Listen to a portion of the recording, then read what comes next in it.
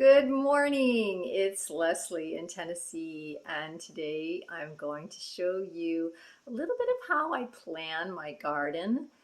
We're getting ready right now for the fall and winter harvest, and so that's what we're working on today.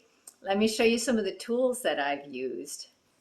Seed Time is a free garden planner. Let me see if I can get that good for you. That you can put your crops in succession, and it will tell you when to plant and when to harvest. So across the top I have my harvest dates, and on the left hand side is the crop. So we can see here that I have beets, 4 different kinds of beets, and then it tells me when to plant it and when I can expect to be harvesting it. It's a wonderful tool for planning your whole garden on what's going to come in and what's going to come out. Then I transfer that, for easy looking, I transfer all that into just a by date list here for me to follow. So I can go right down my list. So it looks like for this week, I need to be planting 1 square foot in the greenhouse of Bolero carrot, 4 red sail seeds, 4 Salanova seeds, a half a square foot of radish, 2 squares of kale, and I want to do that outside in the future tunnel, 10 squares of spinach, and 8 seeds of some heat tolerant lettuces is what I want to be doing. Now, I had read this book, which had some marvelous charts for having your whole entire garden in 1 year's view. So each bed is listed across the top, and then the month is on the left hand side. So you can plan each entire bed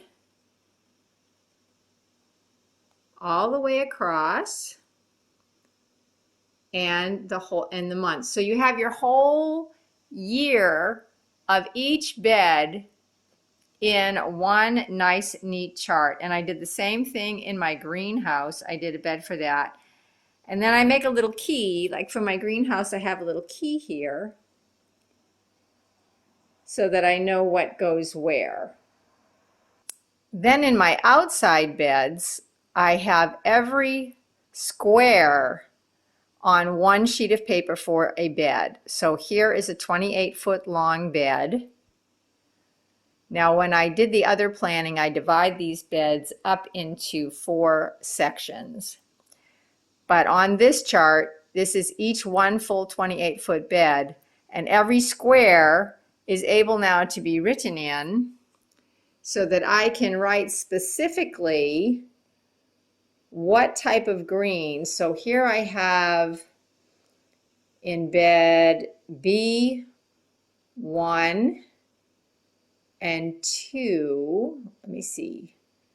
So 1 is the back row, 2 is the front edge, and then each square is marked here. So I had, in this section that had greens, I had a row of Napa cabbage, a row of lizard spinach, a row of kale, then Monte Carlo lettuce, then Sunland lettuce, then Monte Carlo lettuce, etc. So every square can now be itemized. This makes it really easy for when you want to know if you liked a particular crop or not. So, quick recap. We went to Seed Time and we did all of the crops we wanted to plant, and this told us when to plant each plant. Then I marked it into an easy to read chart so that I know what to do each week at a quick glance. Then I plug that all into my main whole year for each bed graph. And then I get very specific in each square. Now, some of you may think, that's just too much planning.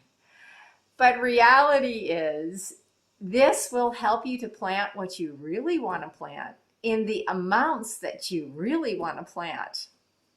So When you start with seed time, and you know I'm going to want a dozen beets every other week coming out of the garden, you can know what you need to succession plant. So I put in beets, the first one, it told me when to plant it. Then you just click add a succession and seed time will automatically put in a succession of that. Or you can choose another variety of beet and put that in, and it'll tell you when to plant that one. Now, if you want to put in a different variety and it plants at the same time as your first variety, with seed time, you can just slide that over another week or two, so it will actually be a succession plant.